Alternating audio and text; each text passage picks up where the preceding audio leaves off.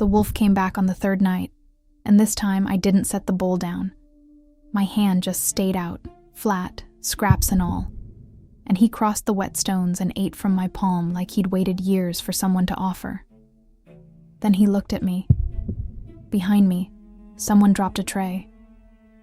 By morning, the whole castle had gone quiet in a way castles don't. Nobody would tell me what I'd done. The king could have. He looked at me across the hall, and he didn't. Either I did something or they know something. Historically, both. My name is Nell. Just Nell. Kitchen girl. Vale Hold. 14 years. No second name. Because a second name is a thing you inherit, and everyone who might have left me one had the decency to die before I could remember their faces. Here's how it started, and I want to be precise. Because later, a great many people would ask me to be precise, and I discovered that the precise version is the one that hurts. There is a back court at Vale Hold where the kitchens dump the ash. Every hearth in the hold gets raked out before dawn, and every barrow of ash gets wheeled to that court and tipped into a pit, and by the end of a winter the whole court is gray with it. The stones gray, the walls gray, the air gray when the wind comes through. Nobody goes there. There's nothing there. It is the least valuable square of ground inside the walls, which is exactly why they gave the job to me, which suited me. I want to be honest about that. Being invisible in a castle full of wolves is not a tragedy, it's a trade. And I had made it with my eyes open. Wolves smell everything. Fear, wanting, the particular sourness of a person who thinks she deserves better than she's got. So you learn to want nothing loudly. You learn to move through a room like weather. 14 years I had done it without one single mistake, and I was proud of that. Which tells you something about the size of my life. It was the third week of the cold. I was coming out with the barrow at the hour that isn't night anymore but isn't yet morning, the hour where the sky goes the color of a knife, and there was a wolf standing in the ash pit. I'd like to tell you I ran. I'd like to tell you that a great many things about that night went differently. He was enormous. Not big the way a dog is big. Big the way a piece of the dark had decided to stand up and take an interest in you. Ash gray, storm gray, with a black line down the ridge of him, and his eyes were amber and lit from behind like there was a lamp burning at the back of his skull. And he was thin. That was the thing. That was the thing that ruined my life, and I want it on the record. It wasn't courage, and it wasn't kindness. It was that the wolf of the Alpha King of Vale, the wolf that 3 territories tell their children about, was standing in a pile of ash at the back of a castle, and I could count his ribs. I know hunger. I know what it does to the set of a shoulder, and the way a starving thing holds very still because moving costs something it hasn't got. My body did the arithmetic before my brain got a vote, and the arithmetic said, "That is not a predator. That is a starving thing standing in the ash where it hoped nobody would see it." So I did what 14 years in a kitchen makes you do. I put down the barrow, and I went back inside, and I came out with the bowl. The bowl. You should know about the bowl, because it turns out the bowl is the whole story, and nobody tells you that at the time. Clay, unglazed, the color of weak tea, with a chip out of the rim the size of my thumbnail. Oda gave it to me the first winter, when I was 9 and crying every night in a way I thought was quiet, and she pushed it across the table and said, "The chip means it's yours, girl. Nobody takes back a broken thing," and that was the entire ceremony. 14 years I ate out of it. I knew that chip with my thumb the way you know your own tooth with your tongue, and I filled it with the scraps off the high table, fat, gristle, the parts that get thrown to the dogs if the dogs are lucky, and I carried it out into the gray and set it down 10 paces from him and backed away and went to bed. In the morning it was empty and washed clean by his tongue and set in exactly the same place. That was night 1. Night 2. I brought the good scraps, which is a crime, and I committed it deliberately and would commit it again. He came out of the dark before I'd finished setting it down, and he stood there watching me back away. and he did not eat until I was at the door. He waited. He waited until I was gone. Like eating in front of me would have cost him something he wasn't willing to spend. That's when I started talking to him. Because I'm an idiot. I said, "You're skinny for a king's dog." I said, "Whoever's feeding you is doing a criminal job of it." And I would know. I've been on both sides of that.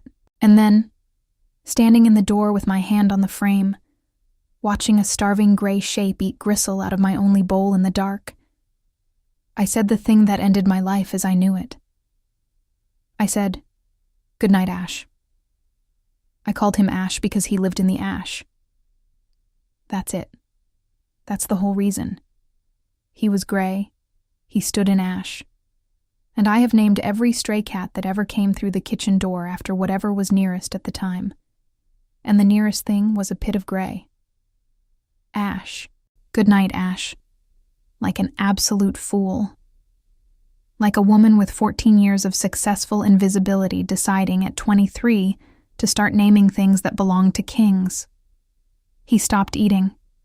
He lifted his head and looked at me across that gray court, and something went through him. A shiver, ears all the way back, like a man hearing a voice he'd buried. I thought it was the cold. Night 3. I didn't put the bowl down. I don't know why. I've been asked, and I've told the truth, and the truth is unsatisfying to everybody. I don't know. I came out with the bowl, and he was already there, closer than he'd ever been. 10 paces, then 6, and my hand just didn't. It didn't set the bowl down. It went out. Flat. Palm up, scraps and all. The chip of the rim pressed against the heel of my hand, and I stood in the gray with my arm out like a lunatic, and I said, "Come on then." He crossed the stones without a sound. He was so much bigger up close. His shoulder came past my hip. He put his nose against my wrist first, just touched it, the wet cold of it, a question, and I felt his breath go out warm over my knuckles.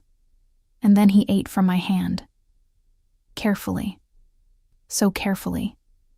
A creature that could have taken my arm off at the elbow took gristle off my palm with the front of his teeth, like he was handling something that would break. And his eyes never left my face the entire time, and there was nothing animal in them. Nothing. That's the part I couldn't explain afterward. There was nothing animal in them. There was somebody in there, looking out, and he was looking at me the way you look at a door you had stopped checking.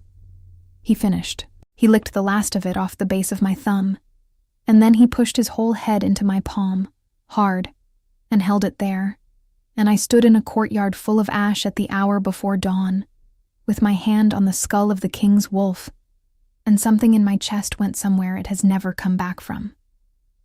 Behind me, someone dropped a tray. I turned around. The court was empty. The doorway was empty. There was a tray on the stones about 20 feet away, upside down, still rocking. When I turned back, he was gone. Now. Here's what happened next, and I need you to hold on to the fact that at this point in the story, I did not know a single thing. I went to bed. I got up 4 hours later. I went down to the kitchens the way I had 4,000 times, and I walked through the door, and the kitchen stopped. Not paused. Stopped. 20 people. A room that has never in 14 years been quiet. Not once. Not even the night the old king died. And it went so silent I could hear the fat rendering in the pans. A girl at the far end put her hand over her mouth. I said, "What?" Nobody said anything.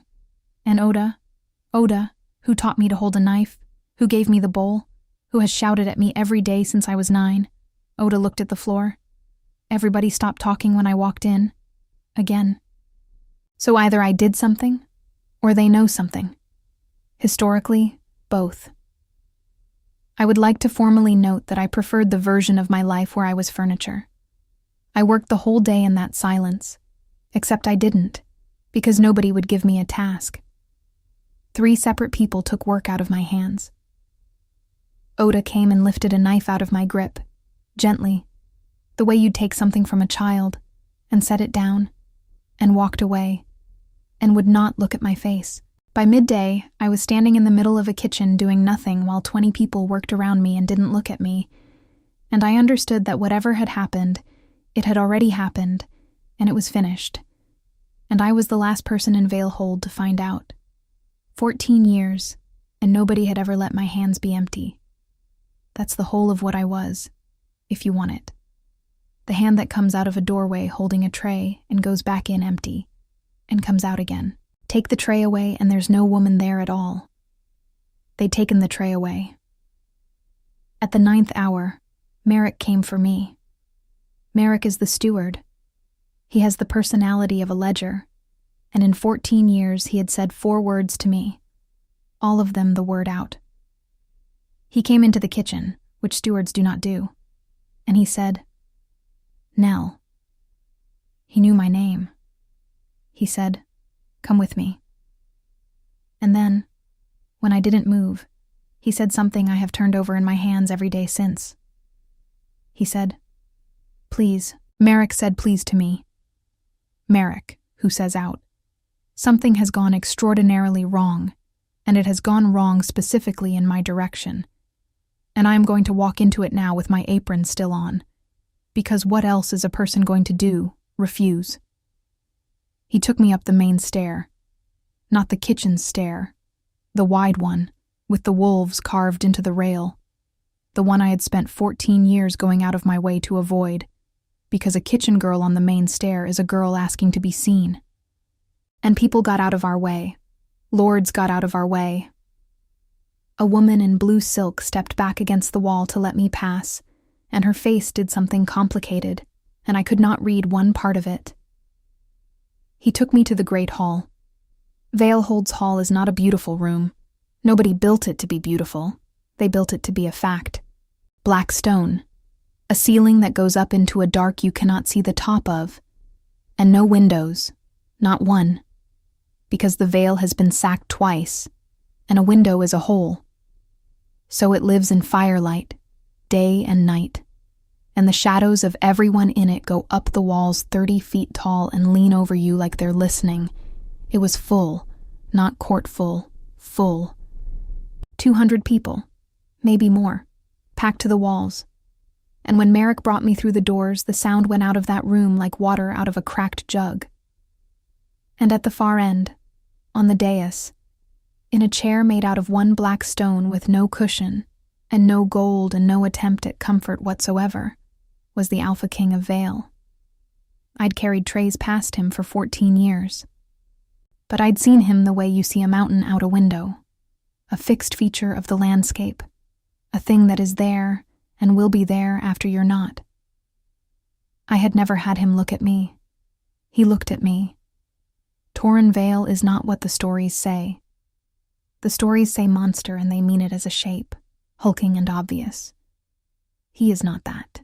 Tall enough that the hall fits him wrong, broad through the shoulder and narrow through the hip, dark hair shoved back off a face somebody built out of hard decisions, a mouth that sits flat and gives you nothing, and the eyes are amber, which everyone has heard.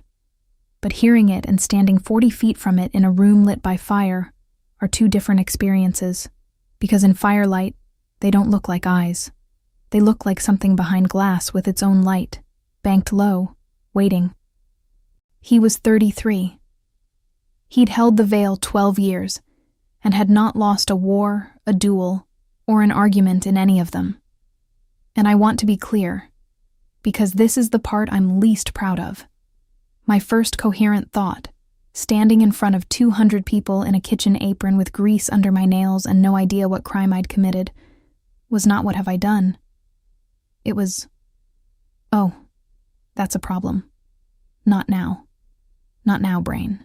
There is a room with 200 people in it, and every single one of them knows something about my own life that I don't. And my body has decided that this is the moment to have a reaction to a jawline. I am going to die, and I am going to die stupid. He didn't stand. He said, "Come here." His voice is low, and it doesn't hurry, and it doesn't need to be loud because the room does the work for him. It went out to the walls and came back, and 200 people held still inside it. I walked up that aisle. 14 years of moving like weather, and I had to think about my own legs. I stopped where Merrick stopped me, at the foot of the dais, and I looked up, because the one thing I had left after the morning I'd had was the refusal to look at the floor. He looked at me for a long time. Then he said, 3 nights. I said, Your Majesty? He said, You went out to the Ash Court 3 nights. And I said, Because I am apparently a person who cannot stop talking when talking is the single worst available option. I said, Is that against a law? Somebody in that hall made a sound. A little one. Half a laugh, strangled at birth. Torrin Vale did not laugh, but something moved at the corner of his mouth, once, and was gone. He said, On the 3rd night, what did you do?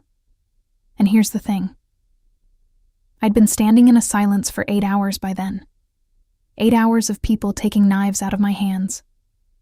8 hours of Oda looking at the floor. Whatever this was, it was already done, and I have never in my life been able to stand not knowing the shape of the thing that's going to fall on me. Better to see it. Always better to see it. So I said it plain. I said, I held out my hand and he ate out of it, and the hall came apart, not into noise, into that other thing, worse than noise, the sound of 200 people all inhaling at once, and then being too disciplined to speak. A pressure. The torches went sideways with it. And on the dais, in that black chair, the Alpha King of Vale closed his eyes. He closed his eyes. Like a man taking a blow he'd been standing there waiting for. I said, into all of it, What did I do? He opened his eyes. And he said nothing. He looked at me across that fire-lit hall. Really looked. In a way I had never been looked at. In a way I hadn't known was possible. Like there was information in my face he was trying to survive. And he had every chance to tell me. The room was silent and waiting. He was the king. 1 sentence. He could have handed me the whole shape of my life in 1 sentence. He said nothing. And that was the moment. Not the wolf, not the bowl, not the hand. That. The moment a man with all the power in 3 valleys chose the silence and let me stand there in front of 200 people who all knew. And I saw him choose it. And I understood that whatever had happened to me was so bad that the most feared alpha alive would rather look like a coward than say it out loud. Then he said, Merrick, the East Rooms. And Merrick said, Your Majesty, the Council. And Torrin Vale said, The East Rooms, and did not raise his voice at all. And Merrick shut his mouth. I said, I don't want the East Rooms. I want to know what I did. 200 people. I said that to him in front of 200 people, in an apron, and every guard in that hall put a hand somewhere near a hilt, and Merrick made a sound like a man watching a cart go off a bridge. Torrin Vale stood up. He came down off that dais and he did not hurry, and the room got out of his way in front of him like grass under wind. He stopped in front of me. Close. Close enough that I had to tip my head back. Close enough that I could smell him. Pine, and cold iron, and wood smoke, and underneath it something that was not a man's smell at all. Something wild and banked and enormous, the way a forge smells when the fire's covered but not out. And he looked down at me, and his eyes had gone brighter. Actually, brighter. I watched the amber come up in them the way a coal comes up when you breathe on it. He said, very quietly, so quietly that I don't think anyone but me heard it. He said, If I tell you, it becomes real. And then he walked out of his own hall and left me standing there. The East Rooms were a joke somebody was playing on me. A bed with linen on it and a mattress that was not straw. A fire already lit. A table with more food on it than I had ever seen put in front of one person who wasn't a lord. A chair with arms. A rug. And a window. A window in Vale Hold, where there are no windows, because a window is a hole, except in the East Rooms, where somebody 100 years ago decided that whoever slept here was worth the risk of one. I sat on the floor, not the chair. The floor, with my back against the door, the way I'd slept for 14 years in a room with 9 other girls, and I did the only thing I know how to do, which is think. Facts. You cannot get out of a room you haven't measured. Fact. 200 people know what I did. Fact. The king knows, and told me that saying it out loud would make it real, which is not a thing a person says about a small problem. Fact. Nobody has hurt me. They put me in the nicest room I have ever stood inside, and gave me a window and a bird and a fire, and every person who has looked at me since dawn has looked at me the way you look at a woman who has already been sentenced and hasn't been told. I'd seen that face before. The day they hanged a stable hand for something he hadn't done, and everyone knew, and nobody said. And all morning people brought him things. Bread. A blanket. Somebody gave him a comb. They were giving me a bird and a fire and a room with a window. So I ate every single thing on that table, because I am not an idiot, and because if this was the comb before the rope, then I was going to have the comb. Oda came at moonrise. She didn't knock. She came in with a candle, and she shut the door behind her and put her back against it, and she was crying, which I had never seen, not once, not when her son died, not ever, and she was holding my bowl. She'd washed it. She'd carried my chipped clay bowl up 3 flights of the hold, and she was holding it against her chest with both hands like it was a baby. I said, "Oda." She said, "I brought your bowl." I said, "Oda, what did I do?" And she shook her head, and the tears went down through all the lines of that face, and she said, "I can't. Girl, I can't. It's a hanging matter to tell you." I said, "It's a hanging matter to tell me what I did." And she said no. She said, "It's a hanging matter to tell you what it means." Then she pushed the bowl into my hands, and she said the only useful thing anybody said to me for 4 days. She said, "Don't say his name again. Whatever else you do, don't ever say that name where anyone can hear you." And she left. I sat on that floor holding a clay bowl with a chip in the rim, and I said his name out loud in an empty room, because I had to know what would happen, because I am the kind of person who touches the pot to see if it's hot even after somebody tells me. Ash. Nothing happened. Of course nothing happened, I was alone. But my chest did something. Some low, warm, stupid thing rolled over behind my ribs at the sound of it, and settled, and went quiet, and I sat there in the dark and thought, that's new. That is new, and I do not like it, and I would like it to stop. I said his name in a room full of people this morning. Twice. In front of the king. Oda says it's a hanging matter to tell me what it means, and I have been saying it for 3 nights in a courtyard like a girl calling a cat. Well, at least I'm consistent. At least when I ruin my life, I do it thoroughly. He came to the window on the 2nd night. Not the king. Ash. The east rooms are on the 3rd floor, and the window is a slot in 6 feet of black stone with nothing under it but a straight drop to the outer court, so I want to be very clear that what I am about to describe is impossible. I woke up because something was breathing. He was on the ledge, all of him, that enormous ash-gray shape folded onto a stone shelf the width of my 2 hands, 30 feet up a sheer wall, head through the slot, front paws hanging over nothing, amber eyes lit and steady in the dark, watching me sleep. I did not scream. I want a moment of credit for that. I said, "How?" He made a sound I had never heard an animal make. Not a growl, not a whine. A low, rolling thing all through his chest, like a fire settling in a grate, and I felt it in my sternum from across the room. I got up and put my hand out, and he pushed his whole head into my palm and closed his eyes. He was so warm. He smelled like pine and cold iron and wood smoke, which is a detail I did not have the sense to be frightened by until much later. I said, "You can't be here." He did not go. I said, "They're going to hang me, Ash, and I think it might be because of you." And that huge thing on the ledge opened his eyes and looked at me, And I swear on every year of my invisible life, he understood me. There was nothing animal in it. There was a person in there and he heard me, and something went through him that looked exactly like grief. He came back the next night, and the next, and every night after, and I stopped asking how. On the 4th day, they sent me Grissa.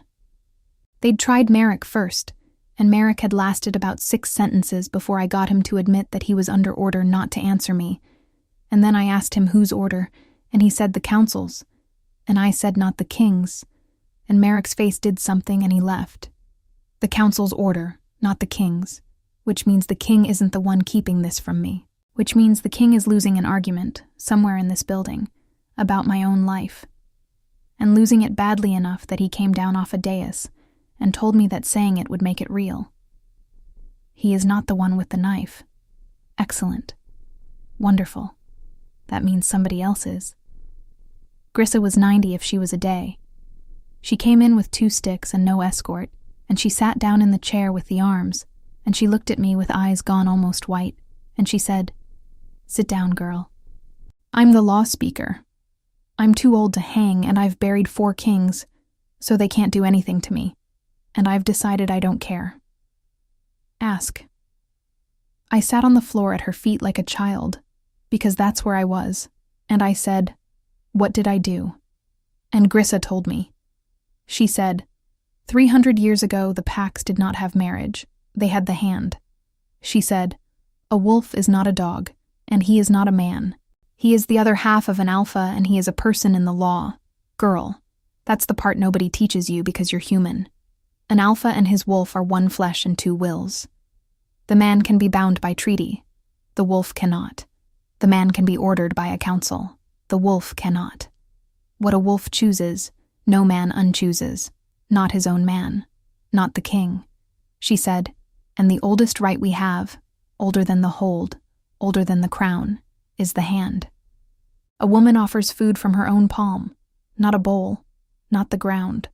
Her hand, fingers open, nothing between her and his teeth. Because you cannot lie with an open hand. You can lie with your face, and scent can be trained, and words are nothing to him. But a woman who puts her bare palm inside the reach of a thing that could take her arm is telling the truth all the way down, and he knows it. And no wolf alive has ever been able to refuse it if it's true." And she said, "If he eats, it's done." I said, "Done." She said, "Done. Bound. Sealed. Public if there was a witness, and there was. That boy dropped a tray. It is the oldest binding in the Vale, and there is no ceremony after it, and no paper and no priest, because there was no paper and no priest when we made it. He ate from your hand, girl, in front of a witness. You are claimed." I sat on the floor. I said, "Claimed as what?" And Grissa looked at me with those white eyes and said the word, and the word went into me like a nail. She said, "As his mate." I said, "That's a word out of a story. That's a word old women use." And Grissa said, "I am an old woman. The hand is what we called it before we got polite. Mate is the true word. And every wolf in this hold has been thinking it since dawn, and not one of them has had the courage to put it in the air, because the moment somebody says it out loud in front of the king, it stops being a rumor." She said, "The bond is already in you, girl. It went in when his teeth touched your palm. You've been feeling it for 4 days and calling it something else." And I opened my mouth to tell her she was wrong, and the low, warm thing behind my ribs rolled over, and I shut it again. I said, and my voice came out very small, which I hated, which I still hate. I said, "Whose?" And she said, "That's the trouble, isn't it? Here it is. Here's the whole trap, and I'm going to lay it out the way she laid it out for me on a floor, in a room with a window 4 days too late. Torn Vale is promised." 3 years ago, the southern packs came up through the passes and Torrin broke them at Ondar Ford in 9 days. He could have gone to the sea and taken everything. He didn't, because taking everything means holding everything, and holding everything means his people bleed for 40 years in country they don't know. So he stopped, and he sat down with Rainer Ondar, who he had beaten, and they made the Ashval Accord. 40 clauses, every one of them a knife, all of them written by Rainer Ondar's clever men. And clause the 9th says the peace is sealed by the marriage of the Alpha of Vale to Lady Sarah Ondar, at the Accord Feast, at the closing of the 3rd year's moon. That feast was 7 nights off, and the moon that closed on it came full in 3. And here's the part nobody had to explain to me, because I'd lived in a castle full of wolves for 14 years, and you learn to read a household the way sailors read a sky. The kitchens double the meat in the 3rd quarter. The guard rota goes to pairs. Nobody argues in the corridors on the 10th night, ever, because everybody is holding something down, and everybody knows everybody is holding something down. The moon comes up, and the wolf comes up with it. That's not a story. That's a fact of the building. And it gets worse every night until it breaks. 3 nights of a moon getting fatter over a man who had been holding a door shut for 3 years, with the thing behind that door already starving and already loose and already sleeping on my window ledge. I did not know it yet, but I had just been handed the clock. I said, "So he's getting married." Grissa said, "He's been getting married for 3 years, girl. That's not the interesting part. The interesting part is clause the 9th second line. Rainer Ondar's men were thorough. They knew a wolf cannot be treated. So they wrote, the Alpha of Vale and his wolf as one flesh and one will to Lady Sarah Ondar. She let that sit. She said, one will. They wrote one will into it, because a man can be made to stand at a feast and say words, and a wolf cannot. And they needed the wolf on the paper, or the paper is nothing. And Torin signed it, because 3 years ago, he'd have signed anything to stop the bleeding. I said, so. Grissa said, so his wolf has just given his hand to a kitchen girl. And I understood. I want to say I understood slowly. That it dawned. That there was some gentle process. There wasn't. It went into me all at once like cold water, and I sat on that floor in the east rooms, and I saw the entire shape of it, and every single door in it was shut. If the claim stands, the wolf's will is not the man's will, and clause the 9th is broken, and the accord is void, and there is a war in 7 nights. If the claim doesn't stand, then something has to unmake it, and nothing unmakes it. That's the thing. That's the whole thing. A wolf's claim cannot be revoked, because a wolf is not a man's property and never was. The entire law rests on that. It can only be refused. I said, then let me refuse it. I'll go out in that hall right now and refuse it. I'll say I didn't mean it. I'll say I didn't know. And Grissa said, and her voice was almost kind, which was the worst thing that happened to me all week. She said, you can't refuse it, girl. You already answered. You answered with your hand. The offer was yours, and he took it, and your part is finished, and the law does not ask you twice, because the law is 300 years old, and it was written by wolves, and it does not care what you meant. She said, only 2 beings in this world can refuse it now. The wolf can. He won't. He's been sleeping under your window for 4 nights, and the whole hold knows it, and the man can. I said, then he refuses it. Fine. He refuses it. I go back to the kitchen. I peel things until I die. Nobody has a war. Where's the difficulty? And Grissa looked at me for a long, long moment, and she said, because of what refusal is. She said, a wolf's claim is the truest thing our law has. When a man refuses one, he is standing up in front of his pack and saying that the truest thing in the world was a lie. The law does not let you say that for free. If the man refuses the hand, the woman is unmade. I said, what does that mean? She said, it means she is no one. Her name is struck. She goes out the gate with nothing, and no one inside the Vale may give her bread, or water, or shelter, or a word, on pain of the same. The pack is made to forget her out loud. It is not an execution, girl. There's no rope. We are more careful than that. She said, "It is winter." I said nothing. She said, "The nearest holding that would take a woman with a struck name is 9 days' walk. I have seen it done twice in my life, and neither of them made it past the second night, and everyone in this hold knows that, which is why nobody would look at you, and why your Oda brought you your bowl, and why there is a bird on that table. The comb before the rope." I'd been right. I'd been right at dawn on the first morning, sitting on the floor with my back to the door doing arithmetic. And I'd been right. And being right about your own death is a specific flavor of nothing. I said, "So he refuses, and I walk out into the snow, and there's no war." Grissa said, "Yes." I said, "And if he doesn't refuse?" Grissa said, "Then in 7 nights Lady Sarah Ondar comes to a feast to be married, and there is no marriage, and her father has 9,000 spears and a legal grievance, and the veil burns for a generation. And every man in that hall knows a kitchen girl caused it. Which is the part your king has not said out loud, girl, and I'll say it because I'm too old to hang.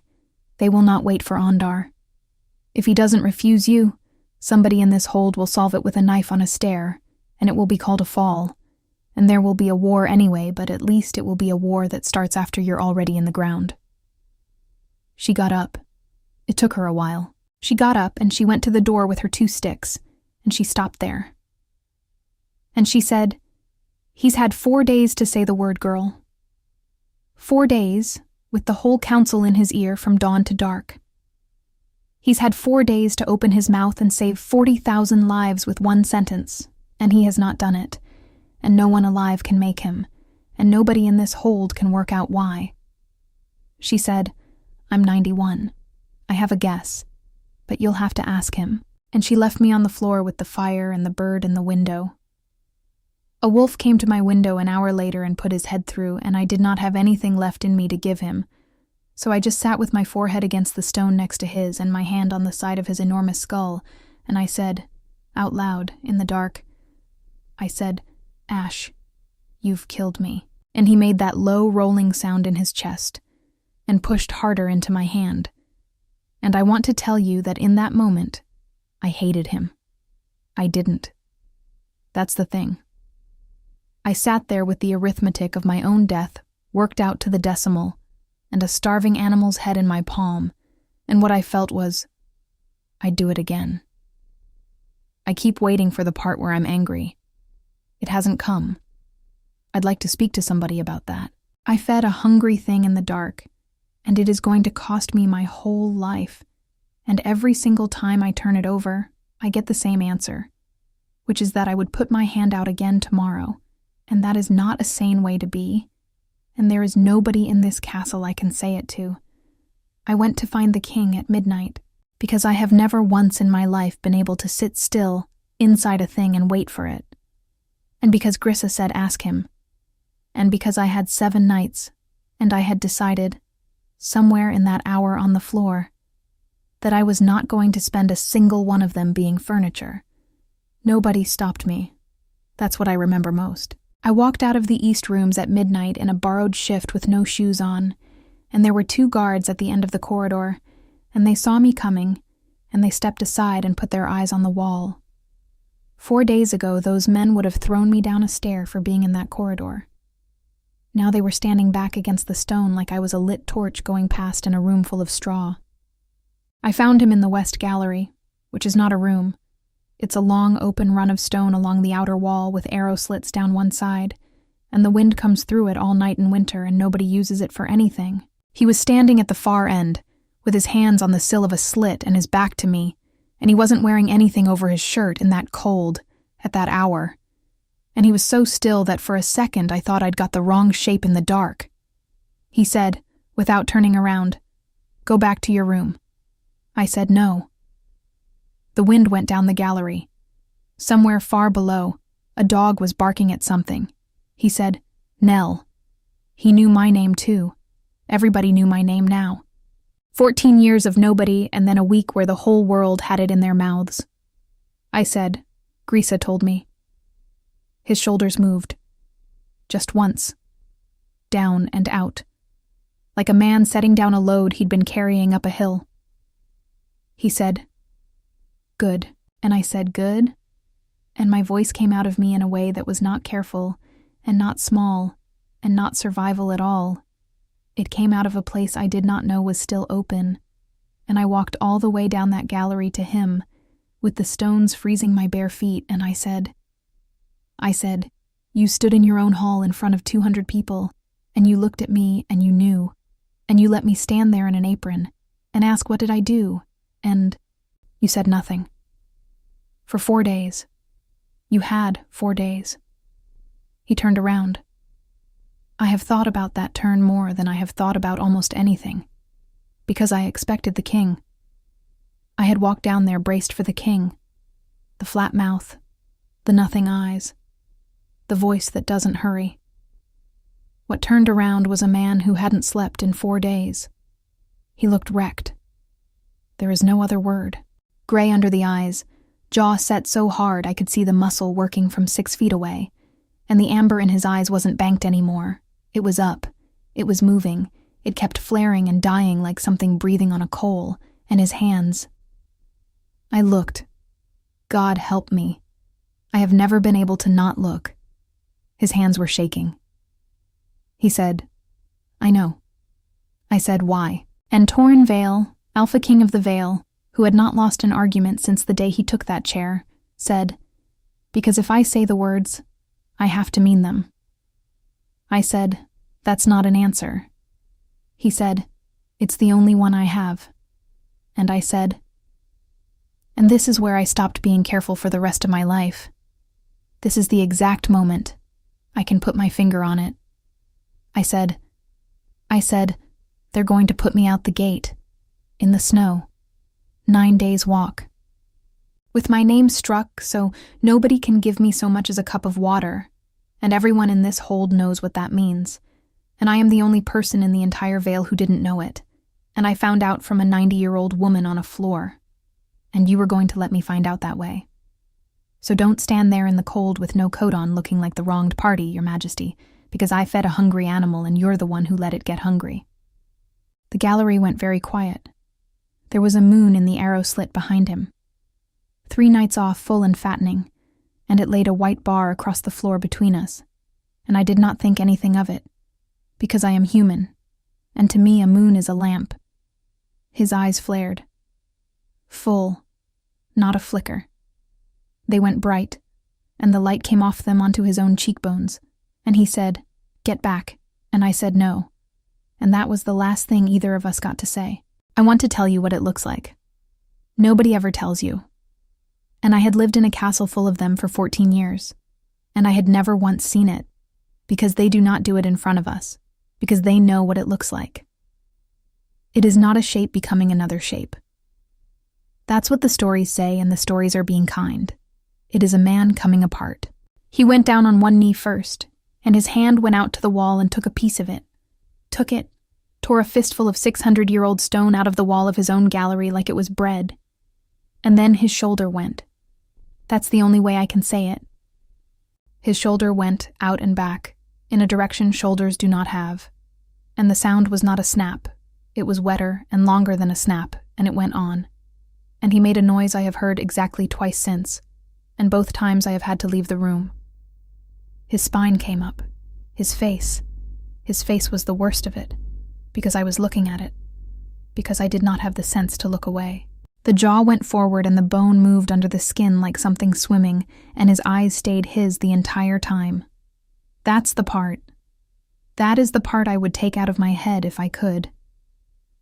His eyes stayed his the whole way through, all the way down, and they were looking at me, and they were apologizing, and then the shirt went, and there was fur, and there was a great deal of blood on the floor that had been inside him, and it took 9 seconds, and at the end of the 9 seconds there was no man in the gallery at all.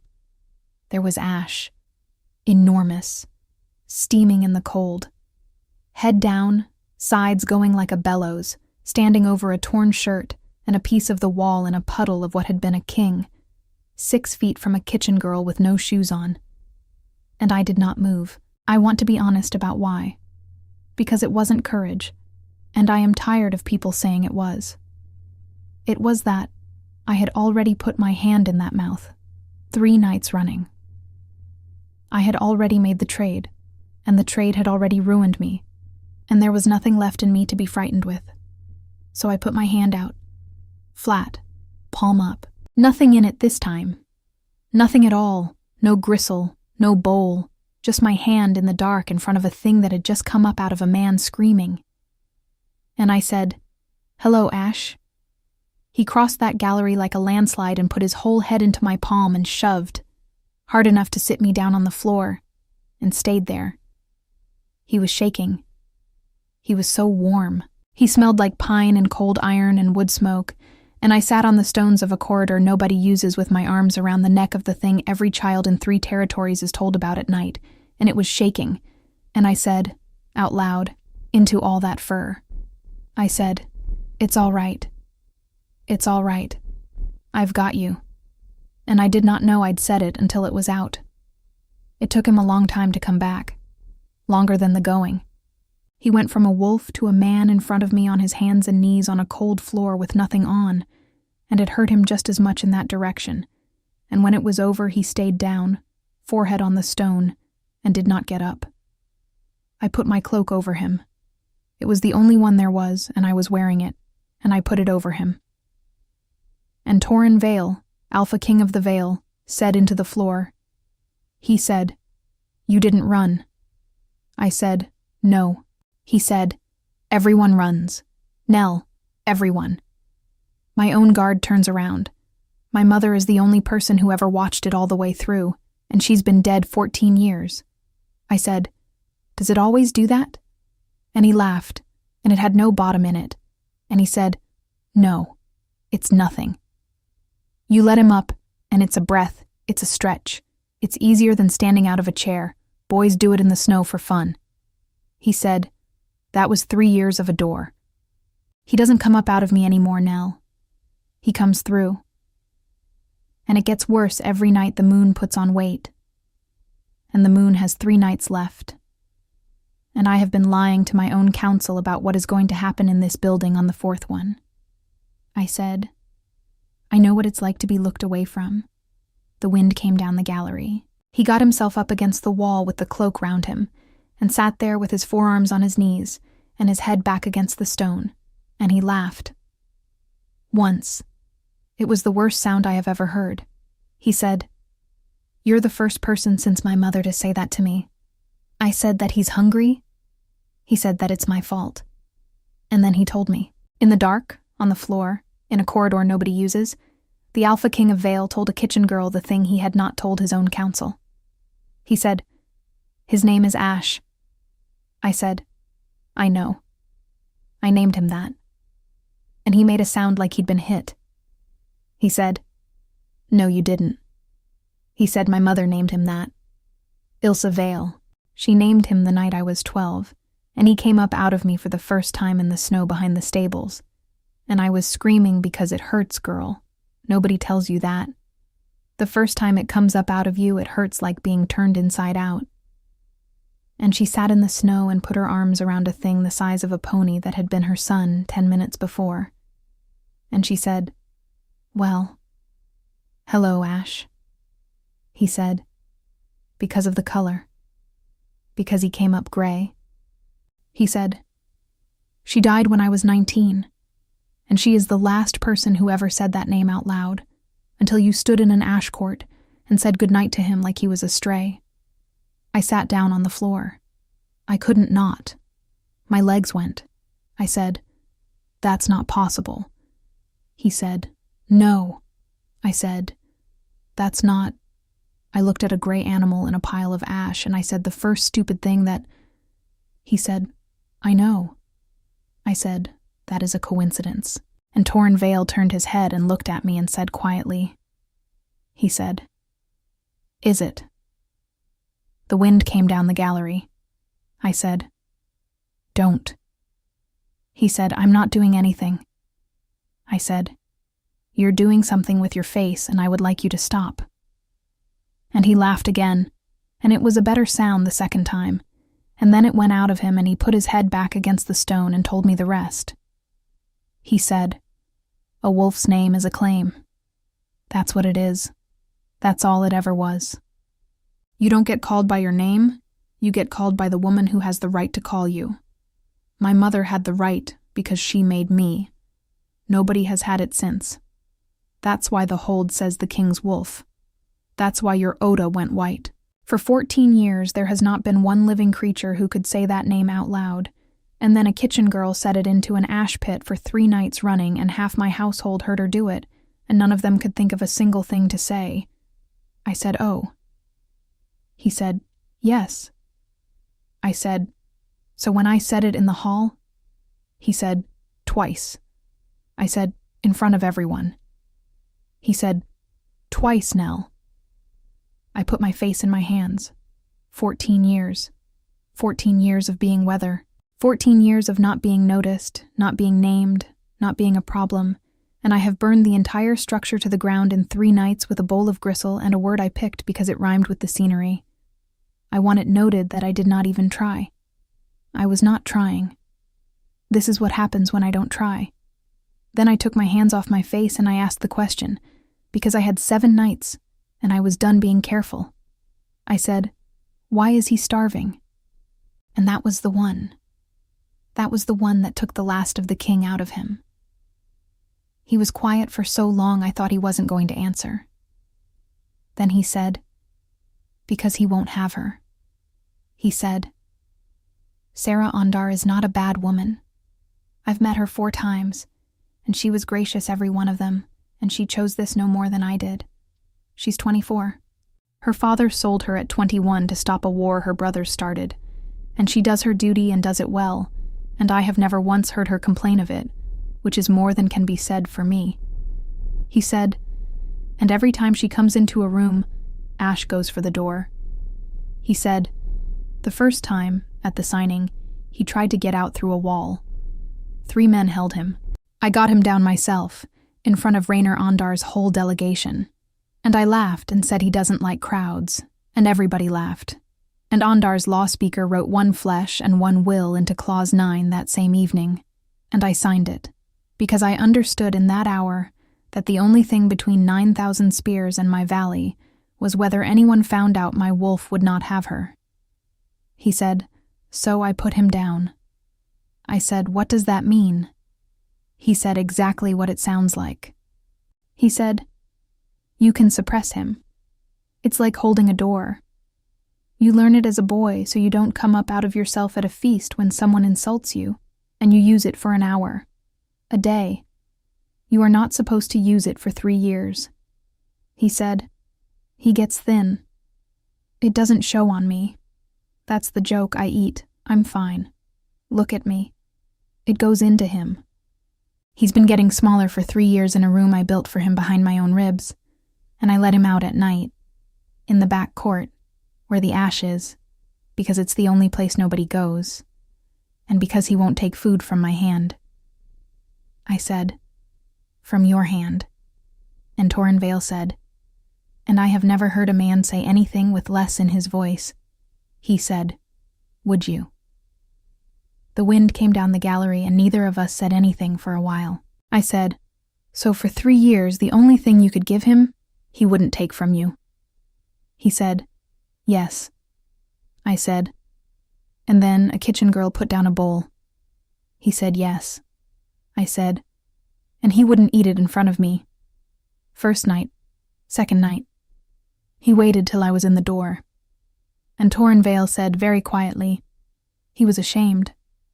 I want to be extremely clear about what happened to me in that moment, because I have had a great deal of time to think about it since, and I have never come up with a better description. I have survived cruelty. I have a system for cruelty. Go small. Go quiet. Go somewhere inside yourself where the hands don't reach. And wait. And it always ends, because cruelty gets bored. I have no system whatsoever for a man sitting on a cold floor at midnight telling me that the thing in him was too ashamed to eat in front of a stranger. He is starving his own wolf to keep a peace, and he has done it for 3 years and told nobody. And he let me stand in his hall and think he was a coward, because the alternative was saying it out loud. I have opinions about this.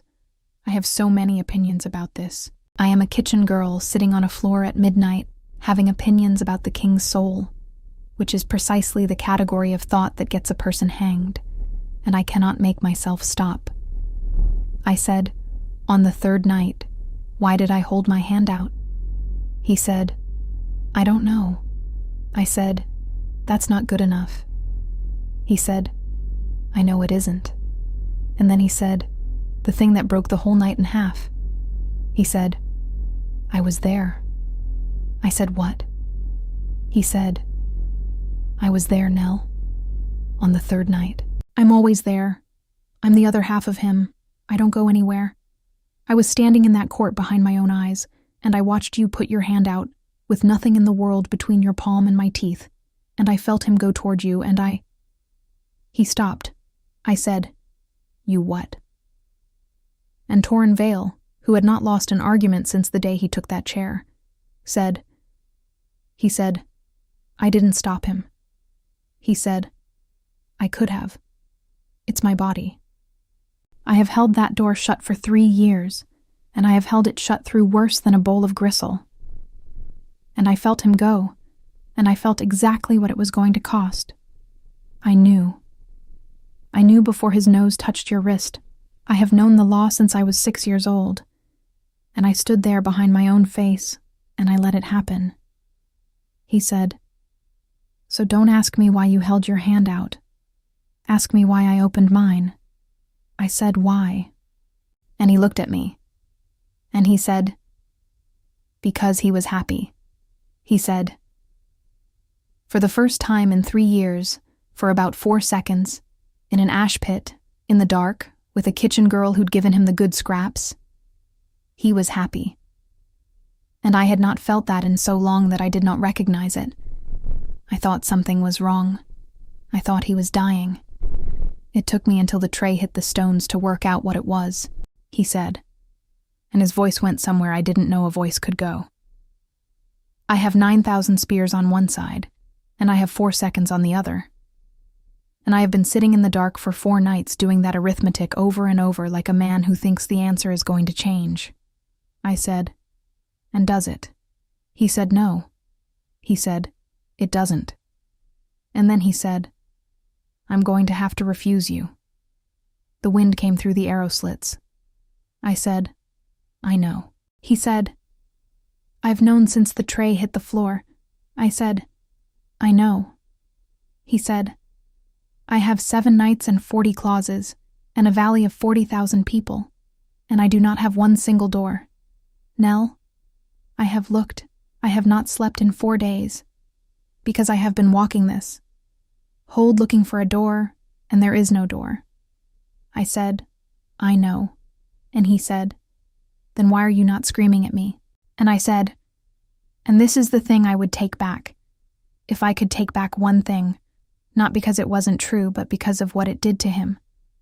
I said, because I'd do it again. He went completely still.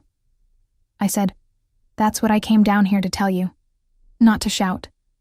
I've had 4 days on a floor and I've done the arithmetic too, and I get the same answer every time and I hate it. You want to know why I put my hand out? Because he was hungry, and I know what hungry is, and because nobody had given me anything in 14 years, and it turns out that when a person like me finally has something to give, we do not have the sense to check the price first. So refuse me. Do it fast. Do it in front of everyone.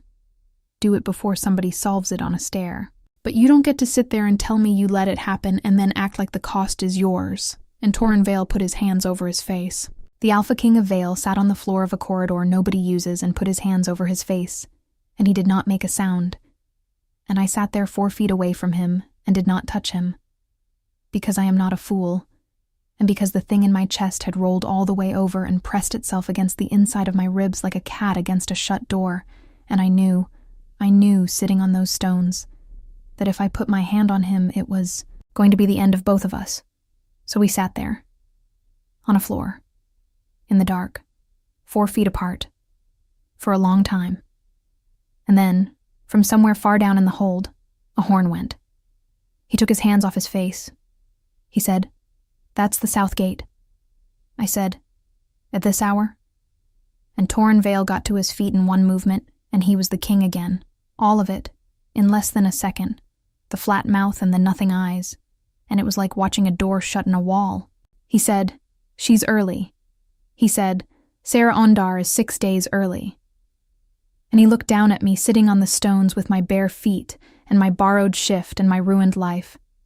And something went across his face, fast and gone. He said, "Go back to your room. Lock it. Don't say his name." And he walked out of that gallery and left me on the floor for the second time in 5 days. And the horn kept going, and somewhere 30 feet below me in the outer court, a wolf started to howl and did not stop. Sarah Ondar was not what I expected either. I am beginning to think that is a pattern with me. They brought her up the main stair the next morning with 40 riders and a wagon of gifts and her father's banner in the wind, and the whole hold turned out, and I watched it from the slot in my window like a rat in a wall, because I had been ordered to lock my door, and for once in my life I had done what I was told. She was beautiful. Of course she was. Black hair and a braid as thick as my wrist, a face like something off a coin, and she came up out of that saddle after 9 days of winter road looking like she'd stepped out of a bath. And she stood in the outer court and she looked up, straight up, 3 floors, straight at my window. Somebody had told her before she was off the horse. She came to me at noon. Not summoned me, came. To the east rooms, with 2 women and no guards, and she knocked, which nobody had done all week. And when I opened it, she looked at me for a good long moment. The shift, the bare feet, the hair I had not done anything useful with in 5 days. And she said, "So you're the hand." And I said, "I'm Nell." And Sarah Ondar smiled, and it was not a cruel smile, and that was so much worse. She sent her women out. She sat down in the chair with the arms without being asked, because she is a lady, and that is what ladies do. And she said, "I'm going to be honest with you, because I don't think either of us has the time to be anything else. Do you know what happens to me if this marriage doesn't happen?" I said, "No." She said, "My father gives me to Halbrecht of the Fen. He's 56. He's buried 3 wives. 2 of them were 19. She let that sit in the room. She said, "I'm not here to threaten you, Nell. I'm here because I want you to understand that there is no version of this where somebody doesn't get destroyed. And I have had 3 years to make my peace with which one of us it was going to be. And I made it. And then you fed a dog." I said, "He's not a dog." And Sarah Ondar's face did something. Fast, gone. And she said very quietly, she said, "No, he isn't. He's the only thing in that man that ever told the truth." And it looked at me and it went for a wall, and I have carried that for 3 years. I sat down on the floor. She looked at that too, and didn't say anything about it. She said, "I'll tell you something nobody else will. Everybody's known since the signing. 40 men watched 3 of them hold that animal down, and every one of us laughed and said crowds and went to bed that night knowing. My father knew. That's why the second line went into clause 9 at midnight. He didn't write 1 flesh and 1 will to bind a wolf. You can't bind a wolf. Everyone with a grandmother knows that." She said, "He wrote it to make sure the Vale could never keep the peace honestly." I said, "What?" She said, "Think. He lost at the ford in 9 days, and Torrin Vale could have taken the sea and stopped, and my father has never in his life forgiven a man for being merciful to him. So he wrote a clause that cannot be kept. He gave the Vale a piece with a rotten beam in it, and he has been waiting 3 years for it to come down. He doesn't want the marriage. He wants the day the Vale breaks it, and a legal grievance to have his war with." I said, "Then he'd have got it anyway. Eventually. Wolf or no wolf." And Sarah Ondar said, "Yes, in 5 years. In 10. When his sons were grown." She said, "You've cost him nothing but the timing. And you've cost me everything. And you've cost yourself your life. And I do not hate you for it, because you didn't know. And because I have watched that man hold a door shut for 3 years, and I have never once seen him look at anything the way he looked up at this window this morning when he thought nobody was watching. She stood up. At the door she stopped, and she said the thing that I have never been able to decide was kindness or the sharpest knife in the whole business. She said, "He's going to refuse you. Day after tomorrow, at the judgment, in front of the hold." He told the council this morning. He fought them for 5 days, and this morning he stopped fighting and said the word, and walked out. And Nell, she said. He walked out of that room and he was so quiet that Merrick followed him because he was afraid. She said, "I'm telling you so you can be ready. Nobody told you anything else all week. Somebody should tell you this." And then she said, "Eat something. It's 9 days' walk." And she left. I want to say something here about Sarah Ondar, because the stories get her wrong, and I have spent a great deal of my life since making sure the true version is on the record. She could have said nothing. It cost her nothing to be silent, and it gained her nothing to warn me. She warned me anyway, and she is the only person in this entire story who did the right thing at a moment when the right thing was of no use to her whatsoever. I ate the food, all of it, because she was right and because I am not an idiot. The moon was 1 night off full. You could feel it in the walls by then. The hold had gone strange the way it always goes strange in the 3rd quarter. Too loud in the kitchens, too quiet in the corridors, men walking wide around each other on the stairs. Oda used to send us to bed early on the 10th night when I was small, and I never asked why. And now I knew, because the door gets heavy for everyone, and some of them are not very good at doors. And Torrin Vale had been holding one shut for 3 years. In the week his moon came up, with the thing behind it already out on a ledge under my window. Ash came to the window that night, and did not go away in the morning. He was still there at dawn. He was still there at noon. 30 feet up, a sheer black wall on a ledge the width of my 2 hands, folded into a shape that could not possibly be comfortable, with his head through the slot and his eyes open. When I put my hand out, he pushed into it. When I took my hand back, he made that low rolling sound and did not move. Below, in the outer court, men had started to gather to look at him. I could hear them. 40-odd, then more, standing in the cold, staring up at a wall. Because the king's wolf had not been inside the king for 2 days. I did not know that at the time. I found out later that Torrin Vale had walked into the council chamber that morning, with his eyes ordinary and brown, and that Merrick had had to sit down. The judgment was at the 4th hour.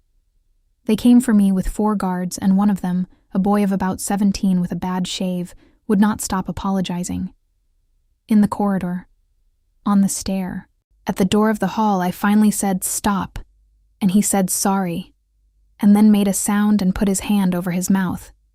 And I said, "It's all right," and patted his arm, and I want it noted that on the day of my own unmaking, I was comforting the guard. Someone had left shoes outside my door in the night. Good ones, lined, my size, no note. I put them on, and I took my bowl. I carried the chipped clay bowl down the main stair to my own unmaking under my arm, because it was the only thing in that castle that was mine, and if they were going to strike my name, I was going to walk out of there holding the one object that had ever had my life in it. The hall was full again. Fuller. They'd opened the outer doors, and there were people standing in the court in the snow to hear it. And when I came in with my bowl under my arm, 200 people looked at a kitchen girl carrying a piece of broken crockery to her own funeral, and I heard, from somewhere in that crowd, a woman start to cry. Grissa was on the dais with her 2 sticks. The council in their gray.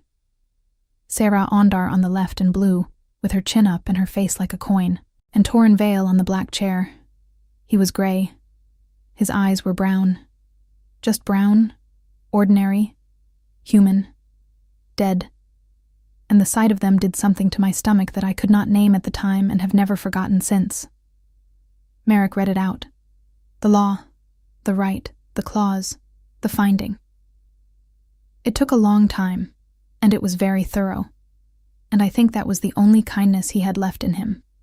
And then he said, "The Alpha of Vale will speak to the claim." And the hall went quiet. He didn't stand, he said. into all that silence, in a voice with nothing in it at all. He said, "I refuse the hand. I want to tell you what that was like, and I can't. I've tried.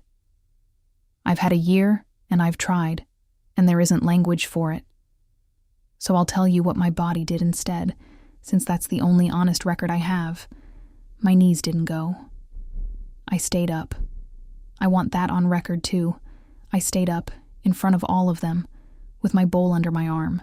And somewhere behind my ribs, the low, warm thing that had rolled over and pressed itself against a shut door since the night his teeth touched my palm, made a sound. It made a sound. Inside me. Like something small in a room being told the door isn't opening. And 30 feet up the outer wall of the east tower, on a ledge the width of 2 hands, a wolf began to scream. You have never heard anything like it. I hope you never do. It was not a howl. Howling is a beautiful thing. It's a sound with a shape. It's language. This had no shape. It went up, and it did not come down, and it went on and on and on, and the whole hall heard it through 6 feet of black stone, and men who had fought at the ford put their hands over their ears, and Sarah Ondar turned her face away and shut her eyes. Merrick said, his voice cracking straight down the middle, "The claim is refused. The name is struck. Let no." And Torrin Vale said, "Get her out." Not to me. Not looking at me. Looking at the fire. He said, "Get her out before I—" And he stopped. And that's it. That's the whole of the worst day of my life. There was no more to it than that. 4 guards walked me out of a hall through 200 people who had been ordered to forget me, and not one of them looked at me, because they'd been ordered not to, and it worked. And I have never felt anything like being made invisible on purpose by people who had known me for 14 years. Except Oda. Oda was at the kitchen stair. She wasn't supposed to be. She stood there in her apron in front of the whole procession, and looked directly at my face and said, out loud, in front of everyone. She said, "Goodbye, Nell," which is a hanging matter. Exactly, precisely, to the word, a hanging matter. And she did it anyway, at 78, with the entire council 40 feet behind her. Nobody arrested her. Merrick wrote in the roll that he had heard nothing. They put me out the south gate at the 5th hour with my bowl under my arm and a cloak somebody had thrown over my shoulders that nobody would admit to, and the gate shut, and it is a very particular sound that. I'd heard it 4,000 times from the inside. It sounds completely different when you're the other side of it. It was snowing. I walked. I got about 2 miles, which is nothing. And the light went, which it does at that time of year at about the 4th hour, and there is nothing you can do about it. And I sat down under a rock with my back to the wind because that is what you do. And I put my bowl in my lap, and I did the arithmetic one more time out of habit. 9 days walk, 2 miles down. No food, no fire, no flint, no name, and any farmhouse I knock at inside the Vale, I've killed whoever opens the door. So, no. So that's that. Well, 14 years of being extremely careful and then 1 week of not, and I wanted on record that the week was better. I sat under that rock, and I waited to get cold, and I found that the thing I was thinking about was not the snow, and was not my mother, and was not 14 years of anything. It was his eyes going brown. That's what I couldn't get past. Not the word refuse. The eyes. He'd sat on that black chair with brown eyes like an ordinary man, and said the word, and I had watched it, and I understood. Sitting under a rock in the snow with a chipped bowl in my lap. Exactly what he had done. He hadn't refused me to save the Accord.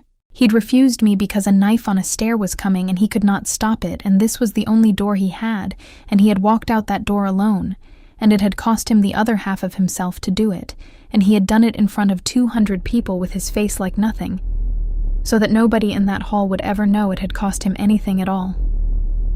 He put himself down. Not the wolf this time. Himself. I keep waiting for the part where I'm angry. It hasn't come. It's not coming.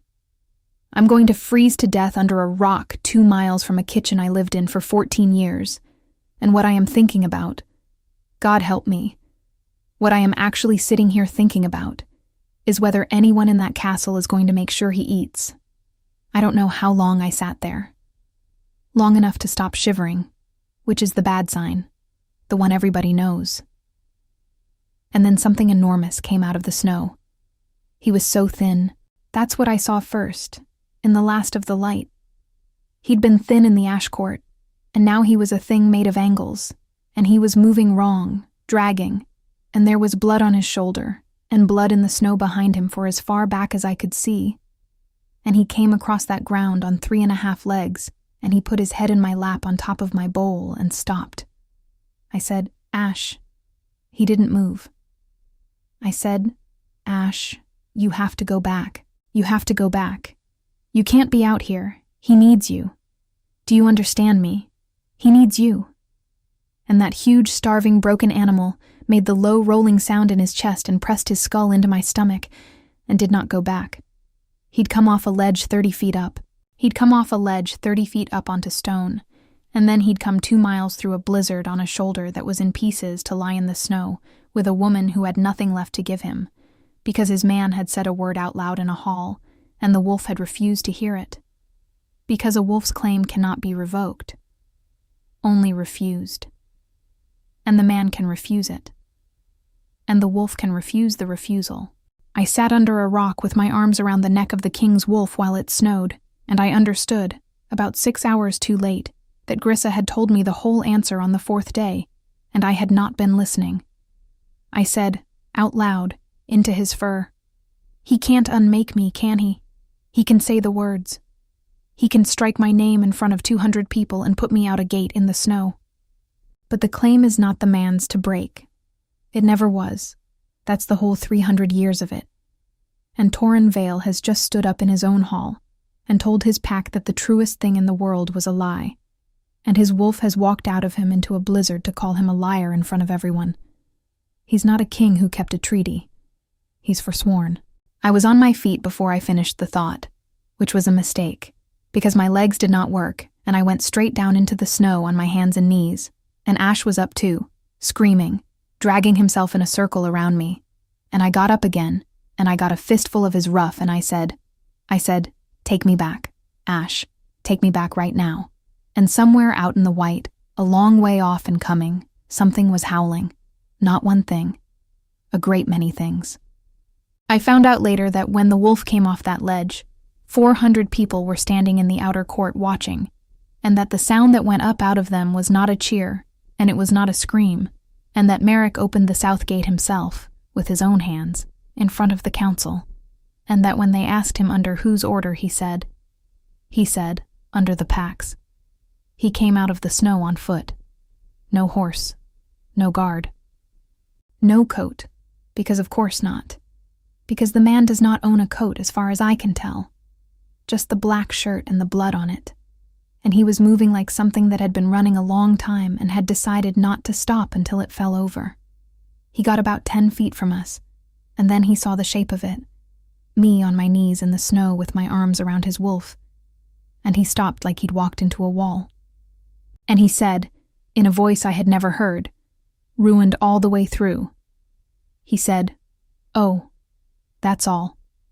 Oh," like a man setting something down. He went down onto his knees in the snow across from me, and he put his hands on Ash's head and his forehead against Ash's skull, and he stayed there, and the wolf made the low rolling sound and pushed into him, and I watched the man's shoulders come apart. I have never seen anything like it, and I hope I never do again. He didn't make a sound. That's what I couldn't stand. The Alpha King of Vale knelt in a blizzard with his hands in his wolf's fur and shook, and did not make one single sound, because he had been not making sounds for 3 years and he had forgotten how to do anything else. I said, "Torrin." He said, "Into the fur." "Don't." I said, "Torrin, look at me." He said, "If I look at you, I'm going to say something I can't take back." And I said, "Good." And he looked up, brown. His eyes were still brown, and his face in the last of the light was the face of a man about 4 hours from the end of something. And I looked at him across the back of a starving wolf in the snow, and I said the truest thing I have ever said in my life. I said, "You're forsworn." He said, "I know." I said, "You stood up in your own hall and called the truest thing in the world a lie, and he came off a ledge in front of 400 people to tell them you did. There is not a wolf in the Vale who doesn't know by now. It's over. Whatever you were buying with it, you didn't buy it. You paid and you got nothing. And I am going to be extremely blunt with you, Your Majesty, because I have about an hour left in me, and I am not going to spend it being polite. You did it for me. Don't do the face. You did it for me, and it didn't work. And now you've lost the treaty and the pack and your wolf, and you've got a dead kitchen girl anyway. And it is the worst decision anybody has ever made, and I have never in my life been so..." And my voice went. And I said, "I've never had anybody spend anything on me before. That's the thing. 14 years. Nobody ever spent so much as a copper. And the first person who does it puts a whole valley on the table." He said, "Nell," I said, "I don't know how to hold this. I don't know where to put it. Do you understand? I have a system for cruelty. I have no system for you." And Torrin Vale said, and his voice was almost nothing. He said, "I didn't do it for you." He said, "I did it because I couldn't watch them do it. And that's not the same thing. And I want you to have the true version. Bracken came to me on the 5th night, my own second, 12 years. He said, 'Let me solve it,' and he did not say how, and I knew how. And I knew that if I said nothing, he would do it, and it would be a fall on a stair, and the accord would hold, and I would keep my hands clean and my wolf and my valley and everything." He said, and I sat there and I thought about it. He said, "For a whole breath, Nell, and that's the part I'm going to carry. Not the hall. Not the word. That there was one breath in my life where I did the arithmetic on you." He said, "So I refused you in front of everyone, so that nobody could ever do it quietly. A struck name is public, and a stare is not. If you were out that gate with 400 witnesses, then Bracken couldn't touch you without every wolf in the Vale knowing it was murder. It was the only door I had. It was a bad door. It put you in the snow. I have been on that wall since the 5th hour watching the road and doing arithmetic that does not work. And then he came off the ledge and He stopped. I said, 'And you what?' And Torrin Vale said, and I was glad. He said, 'Forsworn, my pack. My wolf out of my body screaming down a wall in front of 400 people. 3 years of holding a door, and it all went in about 9 seconds. And I stood on that wall, and what I felt was glad. And I finally understood what he'd been trying to tell me at the signing, and in the ash court when he wouldn't eat in front of you, and every night on a ledge outside your window like a lunatic. He said, he was never trying to escape her, Nell. He was trying to get to you. 3 years of me holding the door, and the first crack he found in it, he went straight through and put his head in a kitchen girl's hand. And I let him, because somewhere behind my own face, I have been trying to get to you too, and I did not have the courage to know it. The snow came down. I said, "That's not fair." He said, "What isn't?" I said, "You being that, when you're supposed to be the monster." And something cracked open behind his eyes, and the amber came up in them for the first time in 2 days, faint, like a coal breathed on, and I watched it happen from 3 feet away, and my whole chest went to pieces. He said, "I'm not going to ask you." I said, "What?" He said, "The claim. It stands. It never broke. You know it, he knows it, the whole Vale knows it now. But I'm not going to ask you, because you are sitting in the snow 2 miles from a gate I put you out of.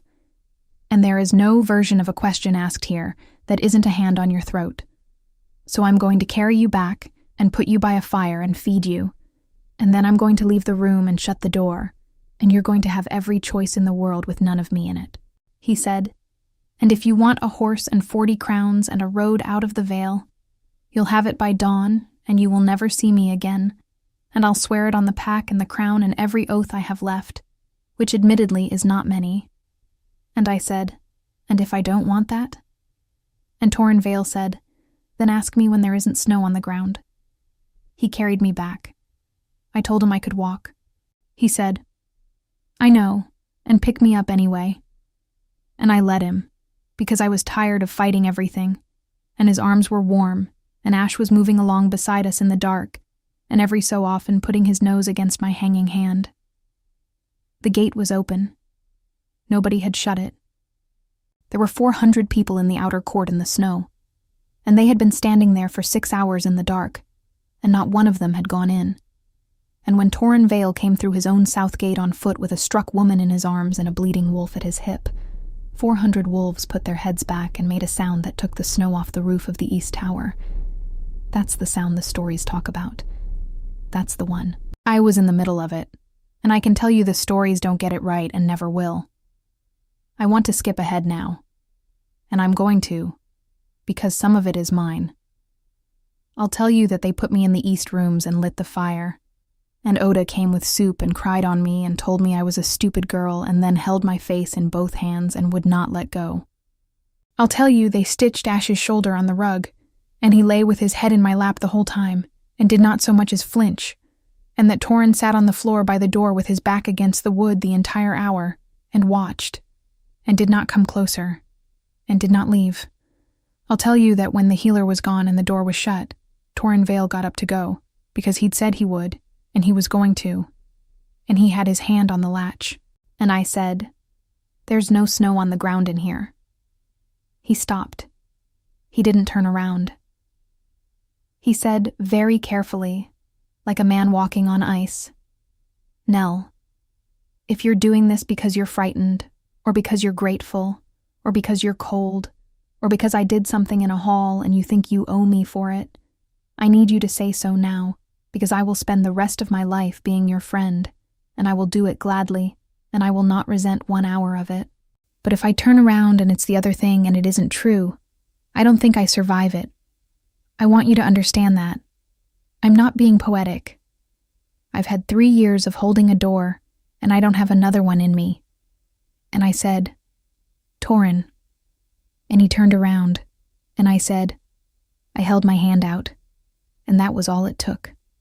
I'll spare you the parts that are mine to keep. I'll tell you that he was careful in a way I did not think a man that size could be. I'll tell you that he asked, with his voice, and then with his eyes, and then with the paws of his hands. And that every time I said yes, it meant more than the time before.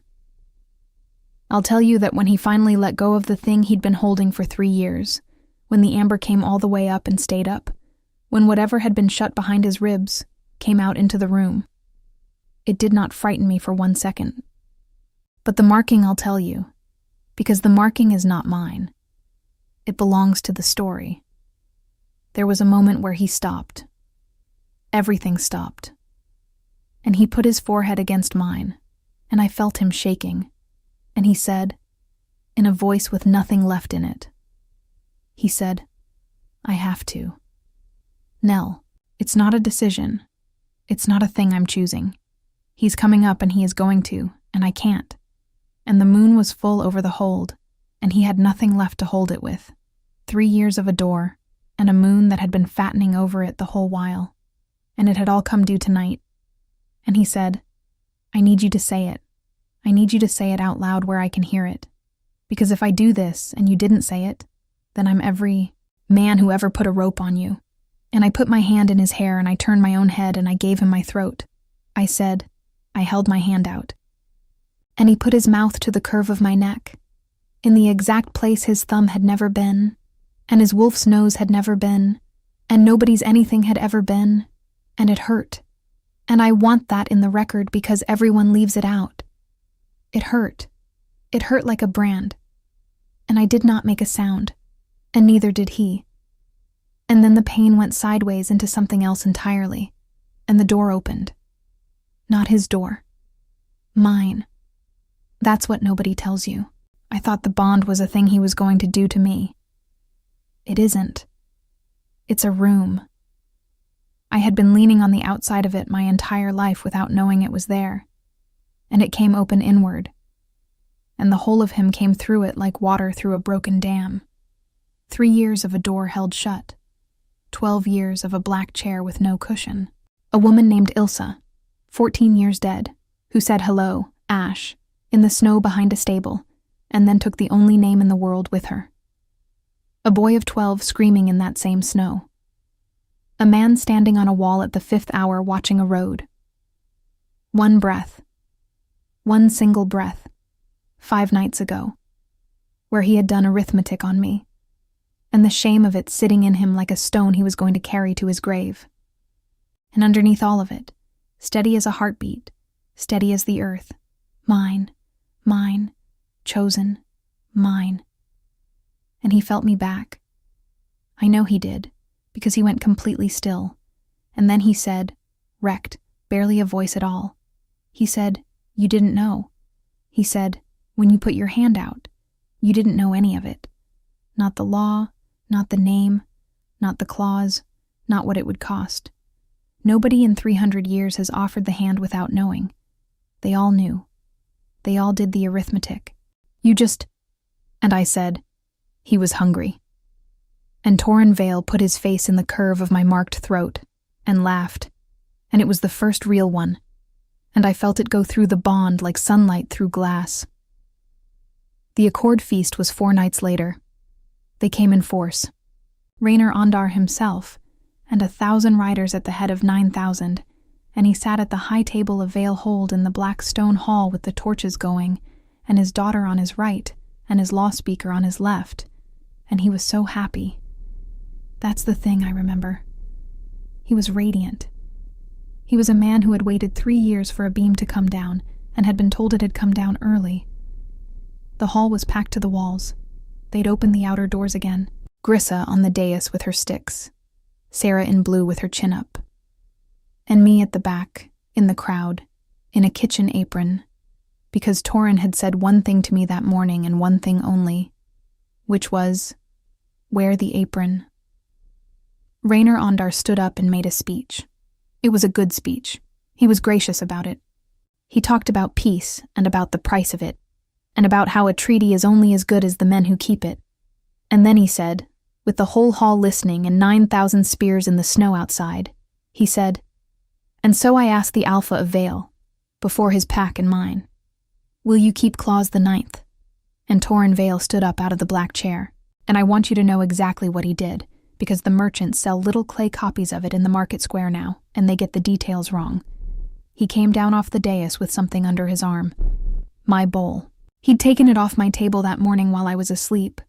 The chipped clay bowl the color of weak tea, and he carried it down through that hall like a chalice, and 200 people watched the Alpha King of Vale walk to the high table of his own hall, carrying a piece of kitchen crockery with a chip out of the rim.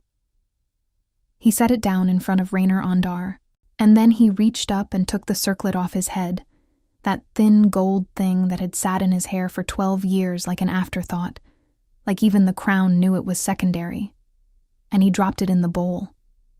It made a sound, a little clank.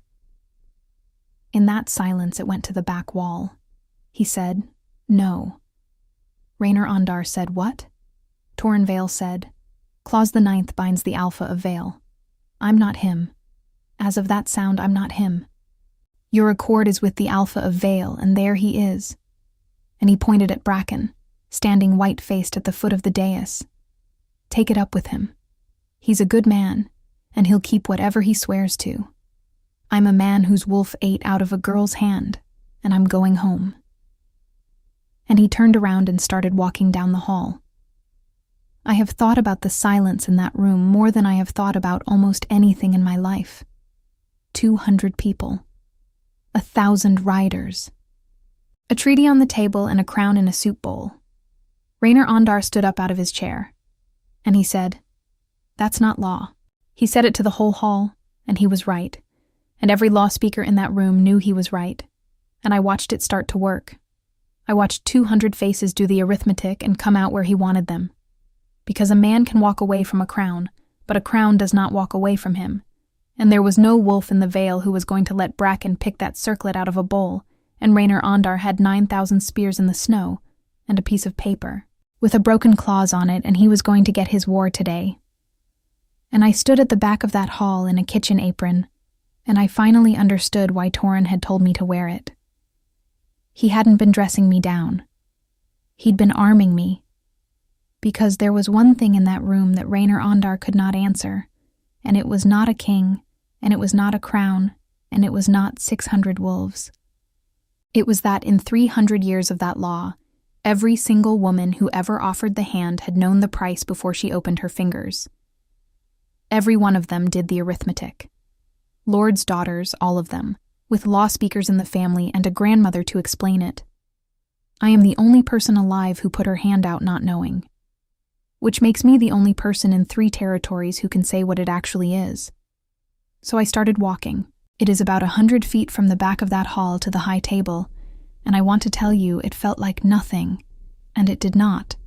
It felt like every one of the 14 years, and the crowd came apart in front of me the way it had come apart in front of Torin, and I heard somebody say the hand, and then somebody else, and by the time I was halfway up it was going along both walls ahead of me like wind through barley. Torin had stopped walking. He didn't turn around. I went past him close enough to touch, and he did not turn around, and I understood that too. He wasn't going to give me 1 ounce of his weight. Not a look, not a hand. Whatever happened in the next minute was going to be mine, or it was going to be nothing. I stopped in front of the high table, and Rainer Ondar looked down at a kitchen girl in an apron with grease on the hem, and said, with real patience, the way you'd speak to a child at the wrong end of a room. He said, "This is a council of packs, girl." And I said, "I'm the hand." There isn't a council of packs. There's just this. I said, "You wrote Clause 9. He said, "My law speaker wrote Clause 9. I said, "At midnight. On the day of the signing. After 40 of your men watched 3 of ours hold a wolf down in front of you and called it crowds." The hall made a sound.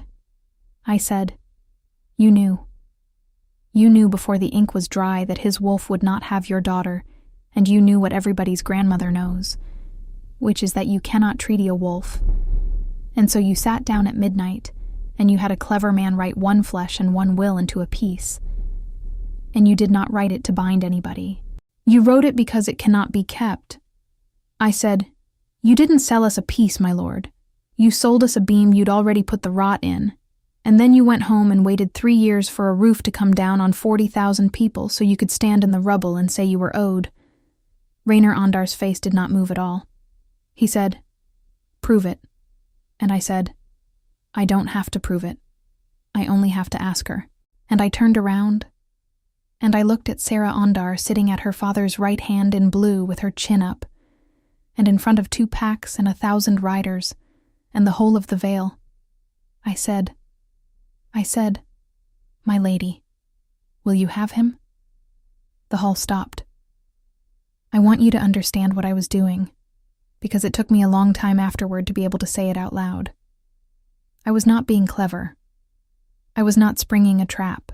I was giving a woman who had been sold at 21 the first question anybody had asked her in her entire life, and I was doing it in front of every witness in 3 territories, so that nobody could ever tell her she hadn't been asked. And Sarah Ondar looked at me for a long moment, and then she stood up at her father's own table. She said no. She reached up and took the betrothal band off her wrist, and she dropped it in the bowl on top of the crown, and it made a second little clank, and in that silence it went all the way to the back wall. She said, "I decline it. Halbrecht of the Fen may have me over my own corpse. Write it down, law speaker. Write down that I said it standing up in front of everyone, and that nobody made me." And I turned back to her father and I said the thing I had been walking 100 feet to say. I said, "Then it's done, and it isn't ours." I said, "Clause 9 is broken, my lord. You're right. It broke about 4 seconds ago, and it broke in your daughter's hand at your own table in front of 1,000 of your own men. The Vale didn't refuse the marriage. The Ondar did. I said, so there's no grievance. There's no breach. There's nothing to take to a high court, and nothing to raise a spear about, because the only thing you ever came here for was the day we broke it, and we didn't. She did, and she's yours. I said, you can still have your war. Nobody can stop you having your war. You just have to have it as a man who broke a peace, in front of your own riders, over a clause your own daughter wouldn't sign. I said, write that down, law speaker. The silence in that hall. And then Grissa on the dais, with her 2 sticks and her 91 years, started to laugh. She said, she's right, Raynor. She said, I'd have taken 4 hours to get there and she did it standing up in an apron. She's right. The rot's on your side of the table. It's been on your side of the table since midnight 3 years ago, and the girl found it in a week. And Raynor Ondar, who had never in his life been told he was wrong, looked at his daughter, and looked at the bowl, and looked at a kitchen girl in a greasy apron who had just taken 9,000 spears off him with 4 sentences and no weapon at all. And I watched it go into his face. Not fear. He isn't a coward, and I won't pretend he was. It was the other thing. It was the look of a man who has just been shown the paperwork. He said, I'll take the peace then. Because there was nothing else. Because he still had every spear he came with, and not one legal reason left to point them anywhere, and he knew it, and everybody in that room now knew it too. And Bracken Vale, 12 years Torrens second, the man who had come to him on the 5th night and offered a stare. Bracken came out of that crowd and he did not go to his king. He came to me. And he went down on one knee in front of a kitchen girl in an apron and he said, loud, so the whole hall got it. He said, I decline the crown. It isn't in the bowl. It's standing right there. And the man next to him went down. And then it went through that hall like fire through a summer field. Every wolf in that room, 200 of them, and the 400 in the court outside who couldn't even see it and went down anyway because the sound told them to, and the ones on the walls, and the ones at the gate. Down, all of them, in a wave that went out through the doors and across the snow, and there was not one man left standing in Vale Hold, except Raynor Ondar and his riders, and me, and Torren, halfway down his own hall, with his back to all of it, and his shoulders going. He turned around, and I have to tell you that the Alpha King of the Vale walked back up his own hall through 600 kneeling wolves, past the man who had offered him a stare, and he did not pick up his crown. He picked up the bowl. He came and stood in front of me with a piece of chipped clay in his hands with a crown and a betrothal band in it, and his eyes were amber all the way up and staying up. And he said, quiet, just for me, under all of it. He said, I told you to wear the apron. I said, you might have warned me why. He said, you'd have written a speech. It'd have been worse. And the low warm thing behind my ribs, which was not a thing behind my ribs anymore, which was a room with a door open in it, and a man standing in the doorway, went absolutely gold. It's a year later now, and I'm writing it down, because the stories you don't write get told by other people and they always get them wrong. Torren is still king. Of course he is. He gave it away in front of 600 witnesses, and they gave it straight back, and he has been extremely bad-tempered about it ever since, which I find hilarious, and he does not. The Ashfall Accord holds. It has 39 clauses now, because Sarah Ondar renegotiated the whole thing herself over 9 days, which nearly killed her father. She has never married. She comes for the midwinter and drinks all my wine and tells me the true version of things nobody else will. Ash is not thin. Ash is enormous. Ash sleeps in front of our fire like a rug that has opinions. And every single night, without exception, he comes and puts his head in my hands before he lies down. And Torren says, that's not a thing wolves do. And I say, well, he's doing it. And Torren says, I know, and looks at me the way he looks at me. They all call him Ash now, the whole hold. It turns out a name is only unsayable until somebody says it. Torin says his mother would have liked me. He says it about once a month, out of nowhere, usually while doing something else. And every time it takes the legs out from under me. The bowl is on the high table. It is on the high table of Vale Hold, in the middle, in front of the black chair. And it is a piece of unglazed clay, the color of weak tea with a chip out of the rim the size of my thumbnail. And foreign delegations look at it every single time. And eventually one of them always asks. And Torin leans back in that chair with his eyes going amber and says, "Tell them about the bowl." And I tell them, and they laugh, because it's a funny story. A kitchen girl and a bowl of gristle and a valley that nearly burned. And he watches me tell it with an expression that I feel through the bond like sunlight through glass. And he does not laugh, because it isn't funny to him, and never will be. Oda gave me that bowl when I was 9 years old and crying in a way I thought was quiet, and she pushed it across a table and said, "The chip means it's yours, girl. Nobody takes back a broken thing." She was righter than she knew. That's the whole thing. That's the entire story, and it took me 23 years and 1 bowl of gristle and 2 miles of snow to hear it. Nobody takes back a broken thing. He was ashamed to eat in front of me. That's what I can't get past, even now. Even a year on, lying in the dark with a king's arm across me and a valley outside the window that decided to keep us.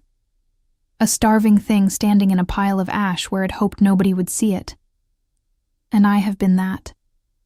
I was that for 14 years in a kitchen, being weather. The stories say I saved him. The court ladies love it. The hand, the bowl, the crown in the crockery. The girl with the struck name who walked back through the south gate. They want a shining moment, a thunderclap. It wasn't the hall, and it wasn't the snow, and it wasn't the feast. It was the second night. When he wouldn't eat until I was in the doorway. When something the size of the dark waited, in the cold, hungry, to be left alone with a bowl of scraps, because being seen taking it would have cost him something he wasn't willing to spend. I know exactly what that is.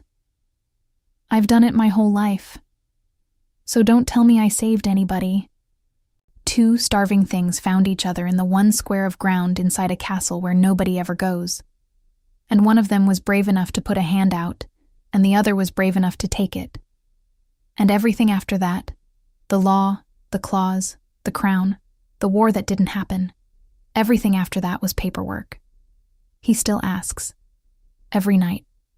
Before the fire, with the bowl on the table and ash on the rug and a valley asleep outside. He puts his hand out, palm up, flat. Nothing between us, and I put mine in it, every time. Because that's the whole thing, isn't it? That's the only part that ever mattered. Somebody has to hold a hand out first, into the reach of a thing that could take your arm off, with your fingers open and no way to lie about it. And somebody has to be brave enough to eat. Everybody in that hall spent a week waiting to find out what I'd done. Turns out I fed him. Turns out that was all it ever was.